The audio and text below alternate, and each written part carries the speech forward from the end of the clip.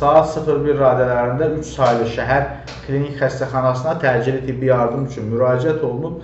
İlkin məlumata görə bir nəfərin bir neçə metal qaşıq udduğu bildirilir. Lakin xəstə bir neçə tibb müəssisəsi tərəfindən qəbul edilməyib. Daha sonra Bakı Sağlamlıq Mərkəzinə çatdırılan pasiyentə dərhal tibbi müdaxilə olunub. Məlumata görə xəstə 9 ada metal qaşığı udub, həkimlər tərəfindən həyata keçirilən əməliyyat uğurla başa çatıb. Ekranlarınızda da görürsünüz həmin qaşıqları. Bakı Sağlamlıq Mərkəzindən bildirilib ki, endoskopik müdaxilə 4 saat davam edib və nəticə etibarilə 55 yaşlı kişinin vəziyyəti stabilləşdirilib. Hazırda pasiyent reanimasiya şöbəsində müalicəsini davam etdirir. Vəziyyəti stabildir. Qeyd olunur ki, pasiyentin bu hərəkətinin onun psixi vəziyyəti ilə əlaqədar olduğu ehtimal edilir və vəziyyət təcili tibbi müdaxilə tələb edib. Özdə bu qaşıqların yuxarı tərəfini qırıb, udub, yoxsa necə olub, yoxsa bu arıq da adamdır. Burada o əməliyyat masasında, stolunda görünür.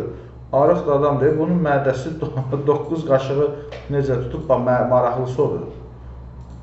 9 qaşıq boyda bu adamın mədəsi varmı? O digər fotonu verin əməliyyat stolundan görəcəklər. Yəni düzdür, kənardan görüntüdür, amma baxanda görürsən ki, elə bir canlı cüssəli bir adam deyil bu. Dəyərli izləyicilər, canlı yayınımızı bir dənə bəyənmək lazımdır, like düyməsi. Bu arada deməli TikTok yayınımızı bağlayıram artıq izləyicilərimizə, çünki belə deyəndə ki, YouTube'dan da bizi izləyin, ya eşitmirlər, ya eşitmək istəmirlər.